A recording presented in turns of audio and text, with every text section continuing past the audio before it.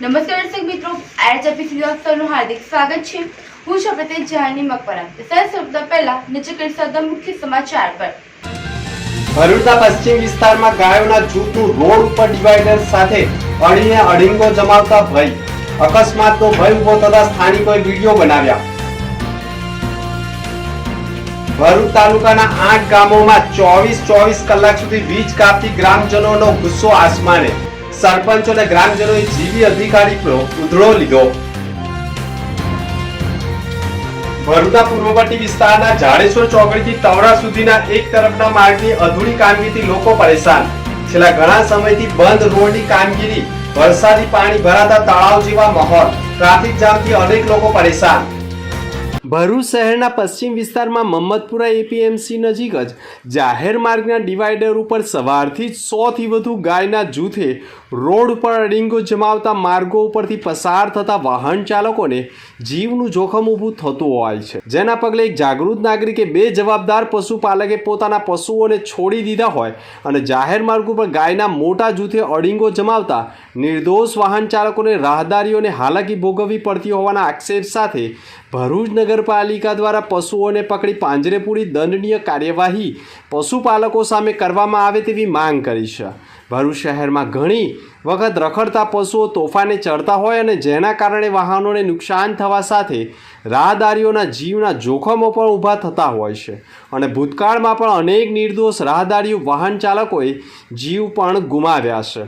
રખડતા પશુઓ સામે ભરૂચ નગરપાલિકા પાણી પહેલા પાળ બાંધી તાત્કાલિક પશુપાલકો સામે પગલાં ભરે તેવી માંગ ઉઠી ગઈ છે।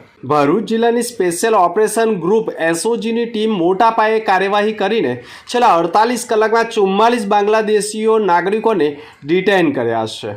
આ તમામ વિદેશી નાગરિકો વિઝા કે પાસપોર્ટ વગર અપ્રવેશી રીતે ભારતમાં પ્રવાસ કરી વસવાટ કરી રહ્યા હતા। પોલીસે તેમને ભરૂચ શહેર, અંકલેશ્વર શહેર અને અંકલેશ્વર જીઆઈડીસીમાંથી વિવિધ વિસ્તારોમાંથી ઝડપી પાડ્યા હતા। પોલીસે 11 પુરુષો, 18 મહિલાઓ અને 15 બાળકોને ડિટેન કર્યા છે। અહીંના એસઓજી અધિકારીઓએ પણ સંકેત આપ્યા છે કે બાંગ્લાદેશી નાગરિકો અહીં રહેઠાણ અને રોજગારીના ઉદ્દેશથી આવેલી શક્યતા રહી છે અને આ મામલે વધુ પૂછપરછ હાથ ધરવામાં આવી રહી છે અને સાથે જ તેમના શરણથી અજ્ઞાત માધ્યમથી લાવનારા દલાલોની ભૂમિકા અંગે પણ તપાસ ચાલી રહી છે। પોલીસ દ્વારા તમામ લોકોને ડિટેન કરાયા છે અને ઓળખ કરી તેમને તેમના વતન રવાના કરવામાં આવનાર છે। ભરૂચ તાલુકાનું જૂના તવડા ગામ હાલ નવા ભરૂચનું નિર્માણ થવા જઈ રહ્યું છે તથા 5150 મતદાન ધરાવતું ગામે આવનાર 22 જૂને ગ્રામ પંચાયત ઇલેક્શન યોજાનાર છે, જેને લઈ ગ્રામ પંચાયતના સરપંચના તવડા વિકાસ પેનલના ઉમેદવાર જાગૃતિબેન પૃથ્વીરાજસિંહ પરમાર જેઓએ ગામમાં બાકી રહેલા કામો પરિપૂર્ણ કરશે અને ગામનો વિકાસ તે વધુ વેગ આપશે તેમ કહ્યું છે। મારું નામ જાગૃતિબેન પૃથ્વીરાજસિંહ પરમાર છે। હું ગામ તવડા જૂના તવડાથી ઉમેદવાર સરપંચમાં ફોર્મ ભરેલ છે। પ્રચારનું અમે ચાલુ કરી દીધું છે।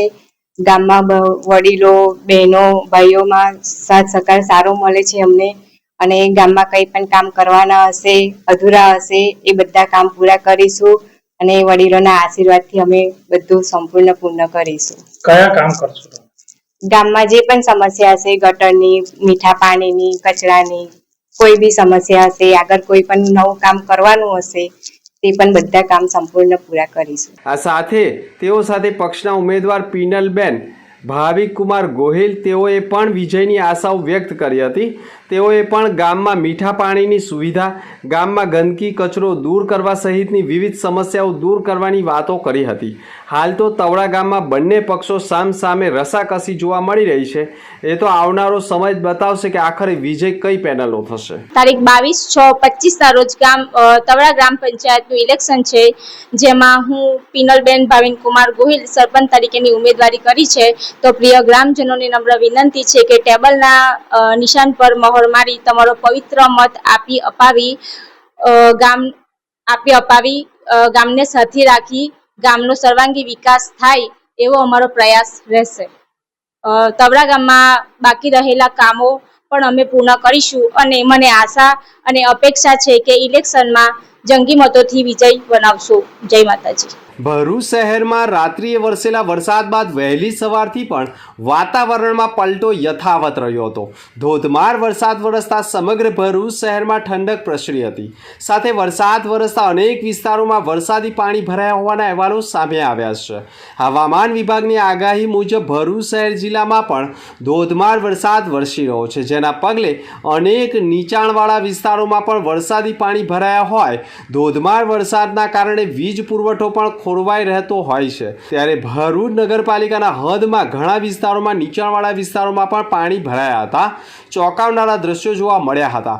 વહેલી સવારે પણ વરસાદ વરસતા ઠંડક પસરી રહી હતી. ત્યારે સવારના સમયે વરસાદના કારણે શાળા કોલેજ જતા લોકો તથા નોકરિયાતોને હાલાકી ભોગવવી પડી હતી. ભરૂચ તાલુકાનું એકમાત્ર નવા તવડા ગામ બિનહરીફ થતા તવડા ગ્રામ પંચાયત ઇલેક્શનમાં નવા ગ્રામ પંચાયત સરપંચ અને વોર્ડ સભ્ય સહિતના તમામ લોકો બિનહરીફ થતા ગામ લોકોનો વોર્ડ સભ્ય અને સરપંચે તવડા ગામમાં 1554 મતદારોનો આભાર વ્યક્ત કર્યો.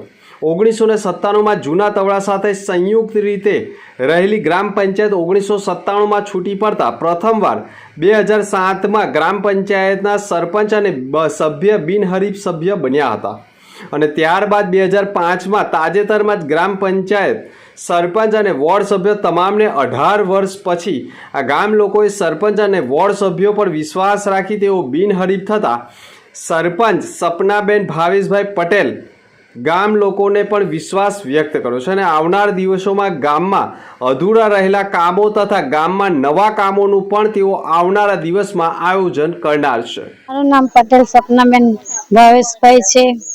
નવા તવડા ગામના 1554 મતદારોએ અમારી અને અમારા વોર્ડના તમામ સભ્યો પર અમારી પર સંપૂર્ણ વિશ્વાસ રાખી એમને બિનહરીફ નિમર્યા છે. ત્યારે મેપ પર ગામ લોકોને વિશ્વાસ આપ્યો છે કે આવનાર દિવસોમાં અમે નવા તવડા ગામના વિકાસ કરીશું. બાકી રહેલા કામ પણ સંપૂર્ણ પૂરા કરીશું. ભરૂચના પૂર્વપટ્ટી વિસ્તાર ઝાડેશ્વર ચોકડીથી તવડા સુધીના 4 માર્ગીય રોડની 23 કરોડના ખર્ચે કામગીરી કરવામાં આવી રહી છે.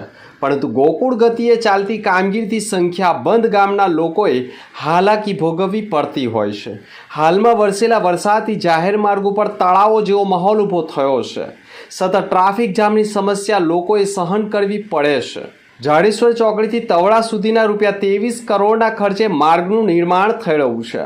પરંતુ ઝાડેશ્વર ચોકડીથી તવડા સુધીના 1 લેન રોડની કામગીરી થઈ ચૂકી છે. જ્યારે બીજી બાજુ ઝાડેશ્વર ચોકડીથી નર્મદા કોલેજ સુધીના 1 લેનની કામગીરી છેલ્લા કેટલાય સમયથી બંધ છે, જેને લઈને આ માર્ગ ઉપર મસ્ત મોટા ખાડાઓ પણ પડી ગયા છે. ખાડાઓના કારણે વાહનોની ગતિ ધીમી પડી છે. તદુપરાંત વરસાદી પાણીના કારણે ખાડાઓ ભરાઈ જતા વાહન ચાલકોને ખાડામાંથી વાહનો પસાર કરવા મુશ્કેલીઓનો સામનો કરવો પડે છે. ભરૂચમાં છેલ્લા 2 દિવસથી ઝાડેશ્વર ચોકડીથી તવડા સુધીના 4 કિલોમીટર ટ્રાફિક જામ થઈ રહ્યો છે. પરંતુ આજે તો વહેલી સવારથી ઝાડેશ્વર ચોકડીથી તવડા સુધી, ઝાડેશ્વર ચોકડીથી ઝાડેશ્વર ગામ સુધી અને નેશનલ હાઈવે ઉપર પણ સતત ટ્રાફિક જામની સમસ્યા સર્જાઈ ગઈ હતી. વહેલી સવારે શાળા કોલેજે જતા બાળકો તથા ધંધા રોજગાર અર્થે નીકળેલા અનેક લોકો ફસાયા હતા. વાહનોમાં ટ્રાફિક જામમાં ભોગ બન્યા હોવાના આક્ષેપો થયા છે. વરસાદના કારણે જાહેર માર્ગ ઉપર પડેલો ખાડો કેટલો ઊંડો છે તે પણ વાહન ચાલકોને ખ્યાલ રહેતો નથી અને આ માર્ગ ઉપરથી વિદ્યાર્થીઓ સાયકલ લઈને પણ પસાર થતા હોય છે. જીવના જોખમે પસાર થવા મજબૂર બન્યા છે. ઝાડેશ્વર ચોકડી ઉપર ટ્રાફિક જામની સમસ્યા સર્જાઈ રહી છે, જેના કારણે પોલીસ પણ નહિવત રહેતા લાંબો ટ્રાફિક જામ લોકોએ સહન કરવાની નોબત આવી ગઈ છે. ઝાડેશ્વર ગ્રામ પંચાયતની ચૂંટણી વચ્ચે પણ બિસ્માર રસ્તાઓથી લોકો ત્રાહિમામ પુકારી ઉઠ્યા છે. ત્યારે ઝાડેશ્વર ગ્રામ પંચાયતની ચૂંટણીમાં મતદારો કેવા લોકોને મત આપે છે તે પણ પ્રશ્ન લોકોમાં ચર્ચાસ્પદ બન્યો છે. ભરૂચમાં વરસાદના પ્રારંભથી જ સામાન્ય વરસાદ કે સામાન્ય પવન ફૂંકાય તો પણ વીજ પુરવઠો બંધ કરી દેવામાં આવે છે, જેના કારણે અનેક વિસ્તારોમાં અંધારપટ છવાતો હોય છે. સૌથી વધુ ભરૂચ તાલુકાના ગામોમાં સામાન્ય વરસાદમાં પણ વીજ પુરવઠો લાંબા સમય સુધી આપવામાં ન આવતો હોય, જેના કારણે લોકો વીજ કચેરી ઉપર ફોન કરીને થાકી જતા હોય છે અને અંતે ભરૂચ તાલુકાના 8 ગામ જેવા કે દહેગામ, કુકરવાડા, દેત્રાલ, હિંગલોટ, વેડવાડા, વાસી, વેસદરા, વડવા જેવા ગામોમાં છેલ્લા ઘણા દિવસોથી 24 કલાક સુધી વીજ પુરવઠો ન અપાતા ઘણા ગામના સરપંચો, ગ્રામજનોએ પાણીનો પુરવઠો પણ પૂરો ન પાડી શકતા હોવાના કારણે આખરે સરપંચો અને ગ્રામજનોએ વીજ કંપની ઉપર ભારે હોબાળો મચાવ્યો હતો. આક્રોશ વ્યક્ત કરતા ગ્રામજનોએ અધિકારીઓનો ઉધડો લીધો હતો અને કચેરીમાં ફોન કરે તો જવાબ કેમ નથી મળતો તેવા આક્ષેપ સાથે ભારે આક્રોશ ઠાલવ્યો હતો. મુંબઈ અમદાવાદ બુલેટ ટ્રેન કોરિડોરની કામગીરી સતત ઝડપ પકડી રહી છે, ત્યારે ગુજરાતના ભરૂચ નજીક ડેડિકેટેડ ફ્રેટ કોરિડોરની પણ ટ્રેક પર 100 મીટર લાંબો સ્ટીલ પુલ સફળતાપૂર્વક લોન્ચ કરવામાં આવ્યો છે. આ લોખંડના પુલનું વજન અંદાજે 1400 મેટ્રિક ટન છે અને તેની લંબાઈ 100 મીટર, ઊંચાઈ 14.6 મીટર તથા પહોળાઈ 14.3 મીટર છે. મેક ઇન ઇન્ડિયા અભિયાન હેઠળ બનાવેલો આ પુલ તામિલનાડુના ત્રિચી ખાતે તૈયાર થયો હતો અને ખાસ ડિઝાઇન કરાયેલા ટ્રેલરો દ્વારા ગુજરાત સુધી લાવવામાં આવ્યો હતો. DFCC પર બુલેટ ટ્રેન પ્રોજેક્ટ માટે ગુજરાતમાં બાંધવામાં આવતો 8મો સ્ટીલ પુલ છે, જ્યારે સમગ્ર કોરિડોર માટે કુલ 17 મુખ્ય અને 28 નાના સ્ટીલ પુલોની રચના થનાર છે. આ પુલને 84 મીટર લાંબા અને આશરે 600 ટન વજનના લોન્ચિંગ નોઝના માધ્યમથી લોન્ચ કરવામાં પુલના નિર્માણમાં 55.300 જેટલા ટોર્ક-શીયર હાઈ સ્ટ્રેન્થ બોલ્ટ્સ છે અને એલાસ્ટોમેરિક બેરિગોનો ઉપયોગ થયો છે, જે 100 વર્ષની આયુષ્ય ધરાવે છે અને પેઇન્ટિંગમાં પણ ઉચ્ચ સ્તરના C5 કોટિંગ પદ્ધતિ આપવામાં આવી હતી. જમીનથી 18 મીટર ઊંચા તત્કાલીન ટેલર્સ પર પુલનું એસેમ્બલી કાર્ય પણ પૂર્ણ કરાયા બાદ 250 ટન ક્ષમતા ધરાવતા અર્ધ સ્વચલિત 2 જેક્સ વડે પુલને ખેંચી મૂક્યો હતો અને તેમાં એક મેક એલોય બારસરનો ઉપયોગ પણ થયો હતો. આ લોન્ચિંગ પ્રક્રિયા દરમિયાન DFCCના ટ્રેકર્સ અને તબક્કાવાર ટ્રાફિક બ્લોક્સ મૂકીને પણ સલામતી જાળવવામાં આવી હતી તથા માલવાહક ટ્રેનોના સંચાલકમાં પણ ઓછી ખલેલ પડે તેનું સુનિશ્ચિત કરાયું હોવાનું પણ માનવામાં આવે છે. અંકલેશ્વર ઔદ્યોગિક વિસ્તારમાં વરસાદ હોય ત્યારે પણ વરસાદી ગટરોમાં પ્રદૂષિત પાણી વહેવડાવી દેવાના અનેક ઘટનાઓ ભૂતકાળમાં બની ચૂક્યા છે. હવે જ્યારે ચોમાસાની ઋતુની શરૂઆત થઈ તો વરસાદ પડે એટલે વરસાદી ગટરોમાં પ્રદૂષિત પાણી છોડવામાં આવી રહ્યું હોવાના આક્ષેપો થઈ રહ્યા છે. ગઈકાલે પીડામણ ગામ પાસેથી પસાર થતી આમલા ખાડીમાં કાળા કલરનું પ્રદૂષિત પાણી વહેતું નજરે જોયું હતું. આજે ફરી એક વખત વસાહતની વરસાદી ગટરોમાં શુદ્ધ લીલા કલરનું પ્રદૂષિત પાણી વહેતું નજરે પડ્યું હતું. પ્રકૃતિ સુરક્ષા મંડળ દ્વારા GPCB ગાંધીનગર અને અંકલેશ્વરને મૌખિક ફરિયાદ કરતા તપાસનો દોર શરૂ કરાયો હતો. જો કે આ કહેવાતી તપાસ અને પરિણામોથી પ્રજામાં પણ અસંતોષ ઊભો થયો છે. માત્ર દેખાવા પૂરતા સેમ્પલ લઈ તપાસ ચાલી રહી છે તેમ કહી ઘણા ઉદ્યોગપતિઓને છાવરવામાં આવતા હોવાના આક્ષેપો પણ થઈ રહ્યા છે.